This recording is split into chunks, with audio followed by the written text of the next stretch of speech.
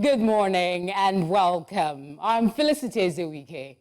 I'm super stoked you're letting us share your morning and to say thank you. We're bringing some extras to breakfast along with a chilled glass of water. This is because we feel it too. Yes, the heat. Oh my gosh. We understand the importance of hydration, especially with medical experts cautioning us to take extra precautions.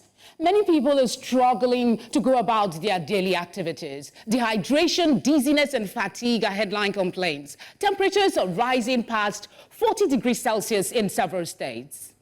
We need you to stay healthy, so we definitely have some chilled water in the form of good information on how to stay healthy during this time. Climate change is most definitely real, I'm just saying. It's intriguing, though, how a basic need like water continues to be a struggle for a large majority of Nigerians. For a cosmopolitan state like Lagos, the most populous city in Nigeria, it is a blight, in my view, that about 60% of our population is still without access to clean drinking water. We were told on World Water Day last year by Corporate Accountability and Public Participation Africa, a mouthful I know, but for short they are CAPA, that over 8 million Lagos residents, equivalent to the roughly 60% I mentioned, currently lack access to clean drinking water. My colleague here at News Central, Sumaya, visited a community that's still struggling. We'll be catching up with her on the latest and what reprieves are available as we struggle with the current heat waves. Now, heat waves aside, a young student was reported dead from diphtheria recently in Lagos. King's College, where the student went, wasn't too pleased about the public reactions. They say the outbreak was being exaggerated, but one death, especially of a young student, is a major event. Exaggerated or not, the public reaction works to keep us more vigilant, especially knowing there is the possibility this could spread and become a major drain on all of us. As it stands, Nigeria has recorded 1,280 deaths and 41,978 suspected diphtheria cases across 37 states between 2022 to 2025. These figures are from the Nigeria Center for Disease Control and Prevention, NSCDC.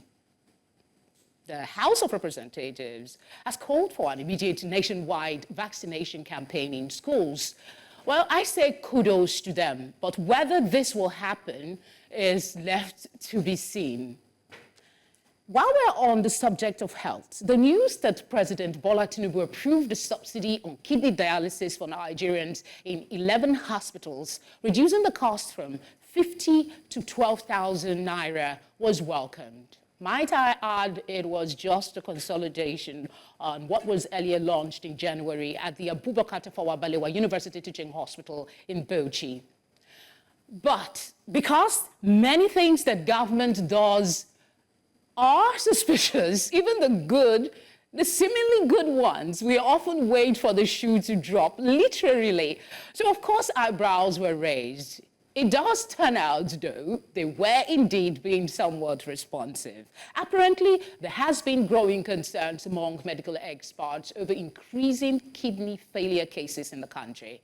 In February, for instance, the Yobe state government deployed 50 health experts to investigate the spike in kidney failure cases in some parts of the state. Such is for the result of that investigation. I did, but I'm guessing we'll have to wait for it. Jokes aside, it is a big worry. On Thursday, March 13th, Nigeria joins the rest of the world to mark this year's World Kidney Day. The theme was, "Are your kidneys okay? Detect early, protect kidney health." I'm asking you now, how do you know your kidney is okay? And what do you need to do to keep it so? We have that on the plate today. Now, while I am frankly disgusted by what is playing out in Rivers State, knowing the people bear the brunt of it all, I'm also quite curious as to what the outcome will be in the long run. How long will the Rivers State House of Assembly be adjourned for? how long will be too long, with obvious economic implications for the well-being of the state. At this point, no blames or eyebrows will be raised, at least I think so, if the people seek divine intervention. What do you think about that? Then again, has religion brought us the salvation that it promised? I'll leave you to think on it, but I'm sure Maxino has a thought or two on the matter before we get to sink our teeth in later. Good morning, Maxino. Thoughts? Hi, Felicity. Good morning to you. Oh, my thoughts. It depends what you want me to be giving thoughts on, because you mentioned quite a few, and I wrote it down here on my palm. But I'll tell you something about the dialysis. On your palm? Why your palm? Never look a gift horse. It's important. It shows you know what you're doing. I was going to say, never look a gift horse in the mouth. If the president is giving us the opportunity to pay for dialysis lesser, let's forget about the second shoe, shall we? My thoughts.